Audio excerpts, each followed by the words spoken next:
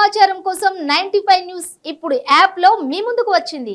వెంటనే డౌన్లోడ్ చేసుకుని news update తెలుసుకోండి.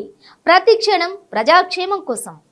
ఇప్పుడు మనతో పాటు WEO ప్రెసిడెంట్ భద్రా గారు ఉన్నారు. ఈ రోజు అయితే మెయిన్ ముఖ్య పాత్ర వహించిన వ్యక్తి అని చెప్పాలి. సో ఆయన్నే అడిగి తెలుసుకుందాం. సార్, అసలు ఈ రోజు కార్యక్రమం గురించి వివరంగా చెప్పండి సార్.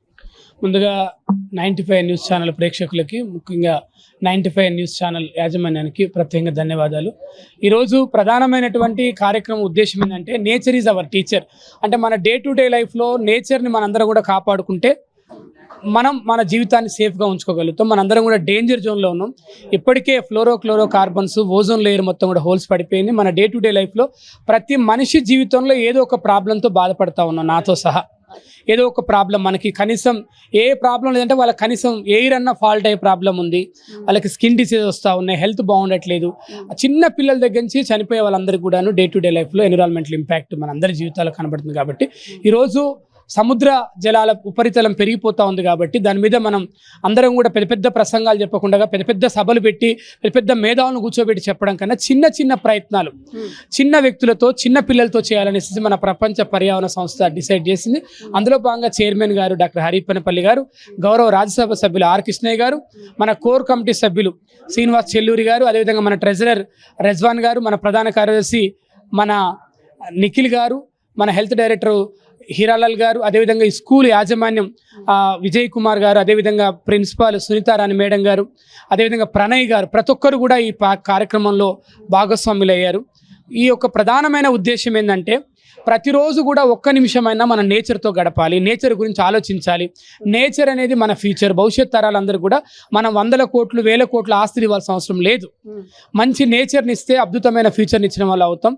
100 కోట్లు 1000 కోట్లు 1,00,000 కోట్లు ఉన్నా కూడా కరోనా టైంలో ఏం చేయలేకపోయారు, అనాథ శవాల్లాగా రోడ్ల మీద పడేసి వెళ్ళిపోయారు తప్ప ఏ శవాన్ని కూడా ఇది నా శవం, చాలా గొప్ప శవం, ఈ చనిపోయిన వెంటనే వీళ్ళు చాలా గొప్ప వాళ్ళని చెప్పి ఎక్కడ చెప్పలేదు. తీసుకెళ్ళి చివరికి గంగానదిలో శవాలు కొట్టుకొస్తుంటే ప్రధానమంత్రి కూడా ఏడుస్తూ ఆయన ప్రకటించుకున్నాడు. కాబట్టి ఈ దేశంలో నినాదాలన్నీ కూడా వివాదాలకు పరిమితమవుతున్నాయి, నినాదాలన్నీ కూడా పేపర్ స్టేట్మెంట్లకు పరిమితమవుతూ ఉన్నాయి.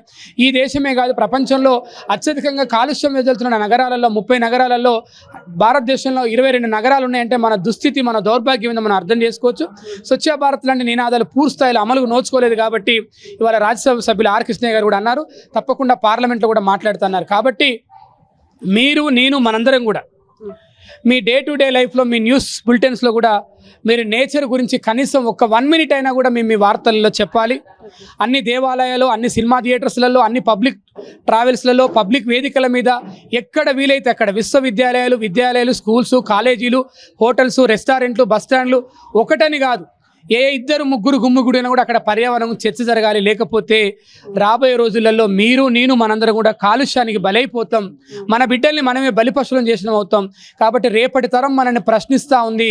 మన పూర్వీకులు ఎవరు కూడా మనకి ఇలాంటి అన్యాయాలు చేయలేదు, వాళ్ళంతా కూడా స్వచ్ఛమైన ప్రకృతిని ప్రేమించారు, ప్రకృతిలో జీవించారు. కాబట్టి నేను మీకు చెప్పేది ఏంటంటే ఇప్పటి నుంచి ప్రతి స్కూల్లో India is my country, all Indians my brothers and sisters మనం చదువుకున్నట్టుగా నేను పర్యావరణాన్ని ప్రేమిస్తాను, పర్యావరణాన్ని సంరక్షిస్తాను, పర్యావరణంలో జీవిస్తానని చెప్పి ఈ రోజు నుంచి ప్రతి విద్యార్థి కూడా చెప్పాలని, అందుకోసం దేశంలో ఉన్న ప్రతి పాఠశాలలో కూడా ఈ కార్యక్రమాన్ని అధికారికంగా నిర్వహించాలని భారతదేశ ప్రధానమంత్రి నరేంద్ర మోడీ గారికి, భారత రాష్ట్రపతి ఆమె స్కూల్ టీచర్ ద్రౌపది ముర్ము గారికి మీ ద్వారా విజ్ఞప్తి చేస్తూ తొందరలో రాష్ట్రపతిని, ప్రధానమంత్రి కూడా తప్పకుండా కలుస్తాం. తెలంగాణ రాష్ట్ర ముఖ్యమంత్రి గౌరవనీయులు రేవంత్ రెడ్డి గారికి కూడా అప్పీల్ చేసిందంటే నిన్ననే ఆయన దుబాయ్ పోయేసి చెప్పుకొచ్చాడు. ఏం చెప్పాడైనా, దుబాయ్లో లాగా ఇక్కడ హుస్సేన్ సాగర్ చేస్తా అన్నారు. గతంలో ఒక ఆయన ముఖ్యమంత్రి ఉండి ఆయన ఏమన్నంటే హుస్సేన్ సాగర్ నీళ్ళు చెమ్ముతో తాపిస్తాడు. ఆయన చివరాఖరికి ఆయనే తాగి కనబడకుండా వెళ్ళిపోయాడు. కాబట్టి ఇలాంటి స్టేట్మెంట్ వల్ల ఉపయోగం లేదు.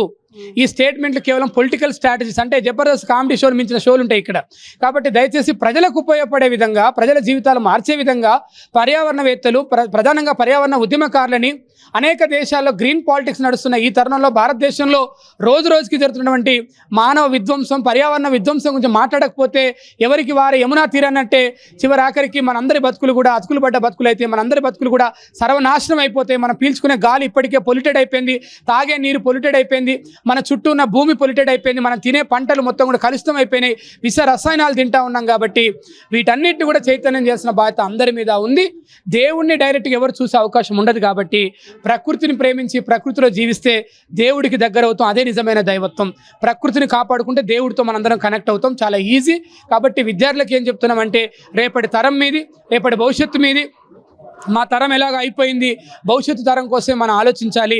రేపటి తరంలో కాలుష్యరహిత సమాజాన్ని నిర్మించడం కోసం ప్రపంచ పర్యావరణ సంస్థ విశ్వ ప్రయత్నం చేస్తుంది. అందుకోసం పర్యావరణ పరిరక్షణకే విశ్వ మానవులంతా ఏకమవుదాం అన్న నినాదాన్ని మీ అందరి ముందట ఉంచడం జరిగింది. అందరికీ ధన్యవాదాలు. Okay right.